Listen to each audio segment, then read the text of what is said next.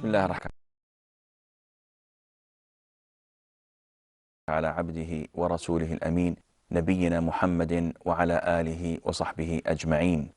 Assalamu alaikum wa rahmatullahi wa barakatuh. The Prophet sallallahu alaihi wasallam, with the grace of Allah, concluded his Umrah on the 7th year of Hijrah. As we know, this is known to be Umrat al-Qadiyya, and some call it Umrat al-Qada. And this name by itself made a lot of the Muslims misunderstand the situation.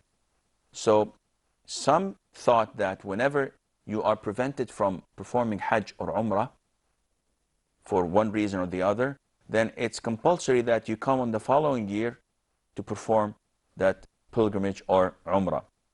And they make as evidence the name of the Umrah that the Prophet ﷺ took, which is Umrat al-Qada.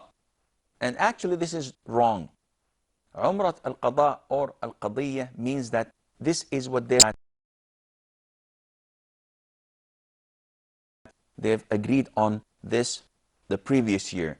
So this Umrah is called by this name not because it had to be made up by the Prophet ﷺ for something that he missed last year. No, this means that if you were prevented from making Umrah or Hajj and you slaughter your hadi because of this prevention, you don't have to make it the following year. On the way back, the Prophet ﷺ married his last wife. Her name was Maymunah bint al-Harith al-Hilaliyah. And she was the sister of Lubab al-Kubra, which was the mother of Abdullah ibn Abbas, the wife. She was the wife of the uncle of the Prophet ﷺ, Al-Abbas ibn Abdul Muttalib. Maymunah also was the sister of Lubab al-Sughra, and she was the wife of Al-Walid, the father of Khalid ibn Al-Walid, which makes the Prophet ﷺ married of Abdullah ibn Abbas and Khalid ibn al-Walid. As we said, the Prophet ﷺ married her in an area called Saraf, and she also died later on the same area, and she was buried in it. By this, we know that the marriages of the Prophet ﷺ were concluded, and he married 11, and 2 of them died in his lifetime. And those were Khadija bint Khuwaylid and Maymunah, he just married her. Zainab bint Khuzaymah. And she was known as the mother of the poor because of the amount of charity she would give. She stayed with the Prophet ﷺ for 2 or 3 years, and then she passed away. We move on to what is known as the Battle of Mu'tah. And the origin of this battle was that the Prophet ﷺ had sent one of his companions, and he was Al-Harith ibn Umayr. He sent him to the ruler and the leader close to Damascus of Syria. And while he was going there, he was intercepted by Shurahbil ibn Amr, who tied him up and chopped his head off. And this was a serious offense because messengers are not to be killed. And this is known worldwide. Messengers are never killed. They just deliver the message. So the Prophet ﷺ, in the 5th month of the 8th year of Hijrah, and this corresponds to August or September of the year of 626 on the Gregorian calendar, he sent an army of 3,000 men to punish this man and the tribes around him. And the Prophet ﷺ, of course 3,000 men were considered to be a very big army, and it is one time. So the Prophet ﷺ had three leaders for this army. He had Ja'far ibn Abi Talib, his cousin. But before him, he appointed Zayd ibn Haritha, and he told them that your leader is Zayd ibn Haritha. And if he's killed, then Ja'far, my cousin, Ja'far ibn Abi Talib, takes his place. And if he is killed, then Abdullah ibn Rawaha takes his place. Now this was unprecedented before. The Prophet ﷺ never did anything of this sort before, which meant that he ﷺ had the feeling that something was about to happen, because now they're going to strange lands, lands that they've not been before, and they don't have any means of supplies or reinforcement. It's long, but the Prophet ﷺ sent them. They had to go to avenge his companion, the messenger who was killed. And he told them that go and raid these tribes in the name of Allah. Raid them in the name of Allah. Raid them in the cause of Allah. Whoever disbelieves in Allah, you should fight him. And then he told them, ﷺ, do not deceive, do not betray and break your promises to the non-Muslims. Do not kill a child, nor a woman. Do not kill an elderly. Do not kill a monk in his place of worship or a priest in his church. Do not bring down any building and demolish it. All of these were the instructions of the Prophet ﷺ to this army, which was the norm. This was usual, which also indicates to us that Islam or promotes destruction. So whenever you see something in the media, and this happens often, that Muslims are portrayed as people of destruction and violence, whenever you see this, rest assured that this is un-Islamic. It has no relation to the Quran or to the Sunnah. On the contrary, our religion instructs us not to do these acts. The people went, the 3,000 men went to the destination. The people of Medina, along with the Prophet ﷺ, went out to the outskirts of Medina to bid them farewell. Once they reached their destination, it was not something they had anticipated. They heard that the Byzantine army was 100,000 army from the Arab tribes surrounding the area of another 100,000. And this was a great shock to them. No matter how brave you are, no matter how strong you are, if you have an army of 3,000 men standing against 200,000 men, by no chance this would be acceptable. It's almost like 1 to every 70. This is something, even if they blow on them, they would make this man fly out of their breath. So the companions had to reassess the situation. So they started talking, what should we do? Some of them said that we should send to the Prophet ﷺ for reinforcement, or to ask him what to do. Do you want us to come back? Because this sounds and seems to be the wisest thing to do, instead of throwing yourself in a battle that it's obvious is unfair. There's no way to match this power with that power.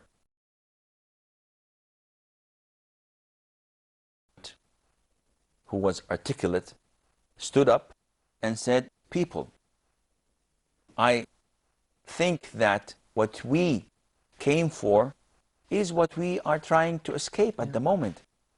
And look at the way he puts it. Why did we come here in the first place? We come here to die in the sight of Allah, in the cause of Allah. And now we're discussing how to escape this. Why should we send a message to the Prophet ﷺ asking for his opinion? This is what we came for, to die for the sake of Allah. So I believe that we should go ahead and fight until we're victorious or we die in the sight of Allah. And this is all what we want. And he said it in a way that everyone in the army, the 3,000 of them, agreed to die in the cause of Allah. What happened is what we inshallah will know after the break, so stay tuned.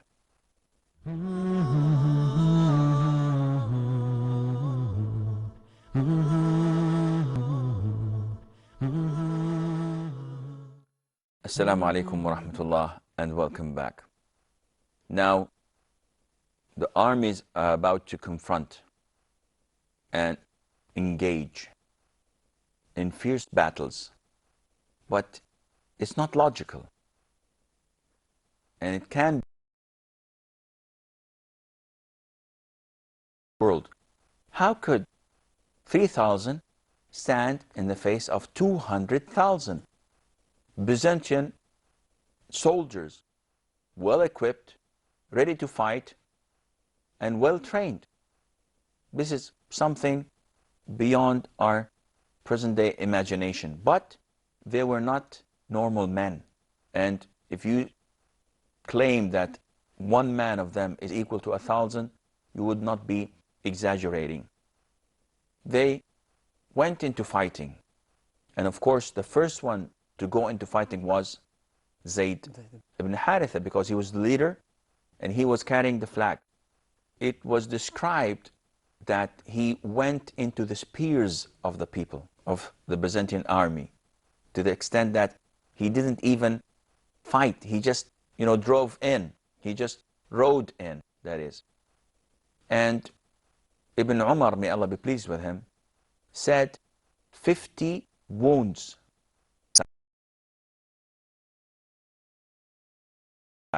Nothing in his back, which meant that he never even turned his back to them. And he fought until he died bravely. Which means that he never left anyone to come back. He did not leave anyone. In war, when you fight, you attack. But sometimes, out of strategy, you have to retreat a little bit and maybe regroup and do something and attack again. Zayd ibn Haritha did not go back, not one single foot.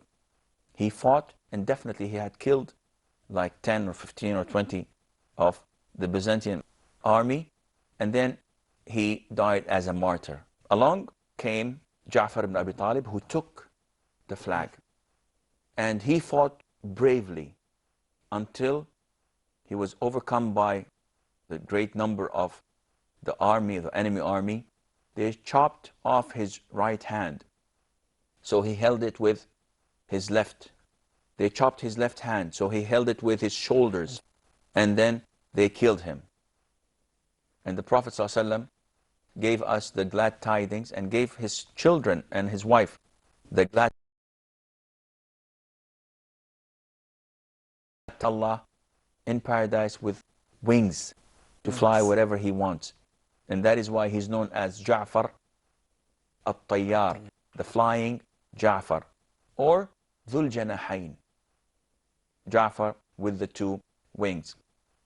Abdullah ibn Rawaha's turn, of course, as a leader was next. So he hesitated a little bit out of human nature after seeing what was going on. And then he took the flag. One of his cousins gave him something to eat so that he would strengthen himself before battle. And he just took a bite and threw it and said some poetry and marched into the people and fought till the death. Now, the three leaders are gone. But the army has to have a leader. So one of the flag from Abdullah ibn Rawaha after he passed away. His name was Thabit ibn Aqram. And he told the people, elect someone. Just choose someone to lead you. So the Muslims, in the midst of their fighting, told him, you're the leader. You lead. He told them, by Allah, I don't want this. I'm not the man. And also this shows us that a Muslim should be fair and just. It's not a matter of position or influence and power. It's a matter of being fair and knowing that you are in the right place. And this is what called Thabit, may Allah be pleased with him, to refuse this. He said, I'm not the man.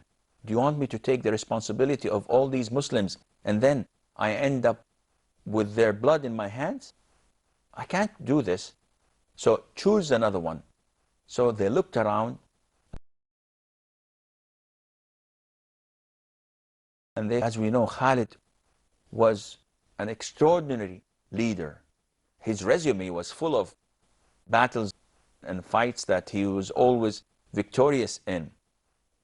So, you want to say something? Yeah, I read a report that it mentioned that Khalid ibn al-Walid, may Allah be pleased with him, he never lost in one battle in his life, even before Islam or after.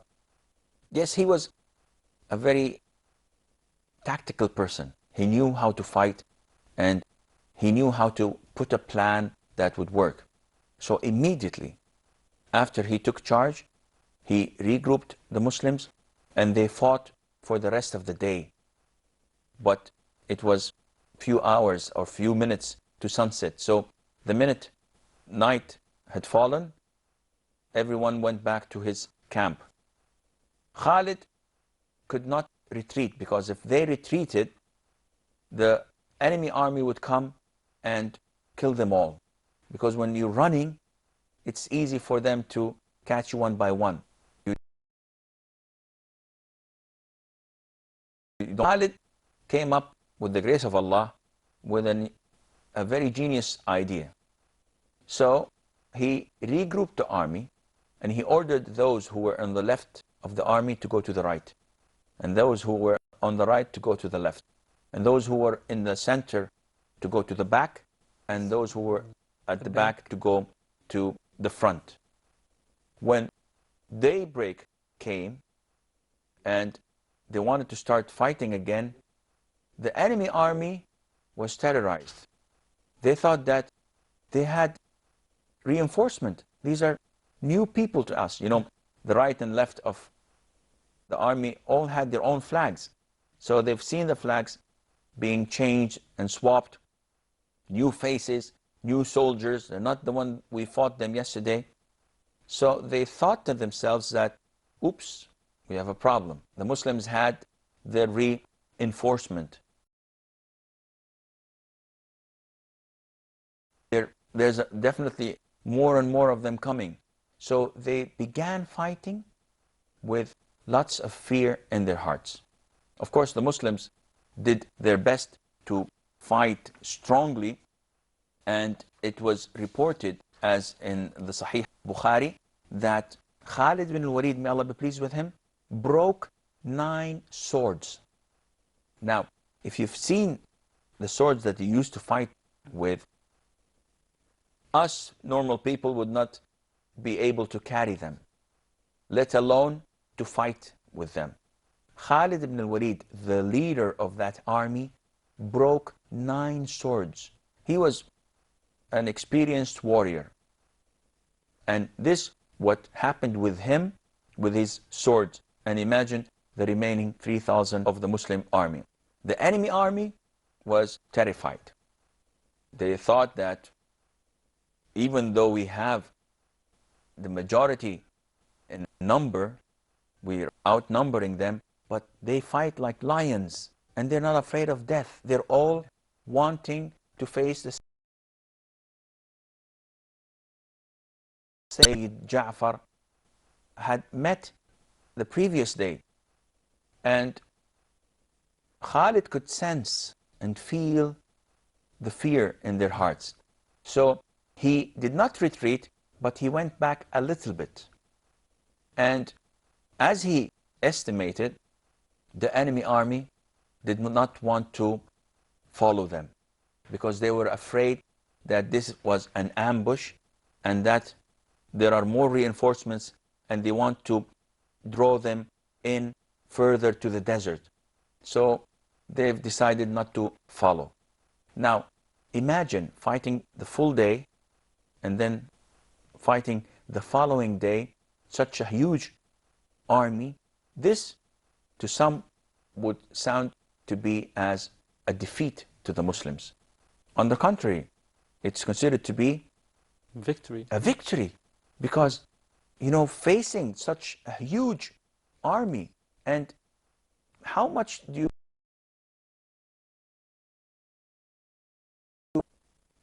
approximately 100, that would be acceptable, compared to only 13 from the Muslims died.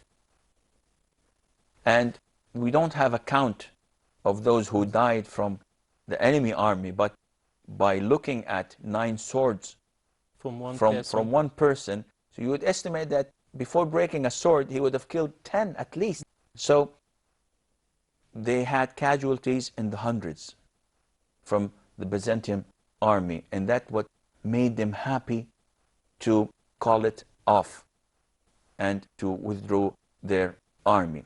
Now, as the events were taking place, Allah Azza wa Jal revealed to the Prophet ﷺ in Medina the status of what was going on. And we are told that the Prophet ﷺ told his companions once, as the battle was taking place, he told them with tears filling his eyes that Zayd ibn Haritha fought the enemy army until he died. Then Ja'far, and then the Prophet ﷺ paused for a while. So the Ansar felt bad because they were afraid that he would say that Abdullah did not take the flag because he was among them.